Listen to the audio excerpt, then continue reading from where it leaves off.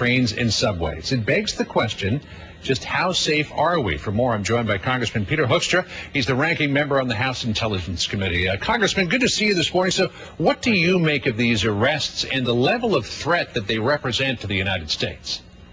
Well, John, I think you've highlighted exactly the kinds of questions that we're going to be going over the next few days and over the coming weeks. You know, we're going to have to first deal with this threat that is out there, make sure that local law enforcement are doing the things that are necessary to keep America safe. Then we will step back and take a look and say, does this give us any insights into what al-Qaeda or radical jihadists, what their long-term strategy is in the United States? Have they evolved their strategy? Where has it evolved to? And then we will take a look at how well local law enforcement has worked with the FBI, has worked with the Central Intelligence Agency and our overseas intelligence capabilities.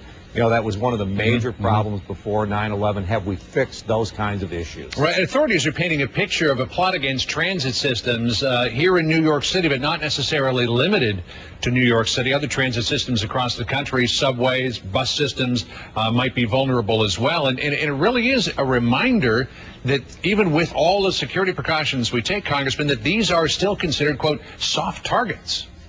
And exactly, they are soft targets. We have all kinds of soft targets around the country.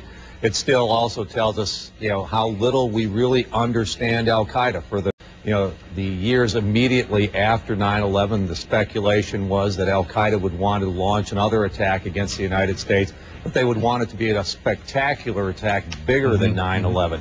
The question now is, have they evolved their strategy and perhaps take a look at easier and more soft targets? Have adequate security measures been taken for these transit systems, do you think, Congressman? Or is the best defense against an attack against a target like that, considering how many people use systems like that on a daily basis, to have robust counterterrorism investigations and intelligence operations?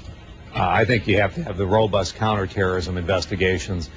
There are so many soft targets. It's transit systems today. It could be shopping malls tomorrow. You need to continue to be on offense to try to nip these things in the bud before they ever move forward. We are just a target-rich environment, and if we focused on one set of soft targets, it would be so easy for them to just move from one target to a different set of targets. But as former administration officials have said, when you're defending against terrorism, you've got to get lucky every time. Terrorists only need to get lucky once. You've got to be lucky. You've got to be good. I hope that what we've seen over the last few days is an indication that we continue to be very, very good, and we continue to be lucky. But the bottom line is you have to be good. Sources familiar with the current investigation into Zazi and his alleged co-conspirators say that they're still looking for some 9 to 12 other people who might have knowledge of this alleged plot. Do you expect as well that if there is one terrorist cell, if indeed this does turn out to be a terrorist cell, operating below the radar in the United States, that there would be more out there? I would expect that there are more. We should be prepared for that there are more, and we should be looking for them each and every day. Sure, this is a large country. We know that al-Qaeda wants to attack the United States again. We should expect the worst in terms of that there are more than one cell, and continue to be very, very aggressive in looking for them and rooting them out. Another big concern when it comes to terrorism is what's going on in Afghanistan, at least according to General Stanley McChrystal, who came out with this assessment, this report for the president, suggesting that if the Taliban gains the upper hand in Afghanistan, it could become, again, a base for terrorism from which al-Qaeda members might launch attacks either in Asia, across Europe, or even here in the United States, as we saw on 9/11. How concerned are you, Congressman, about what's going on in Afghanistan presently?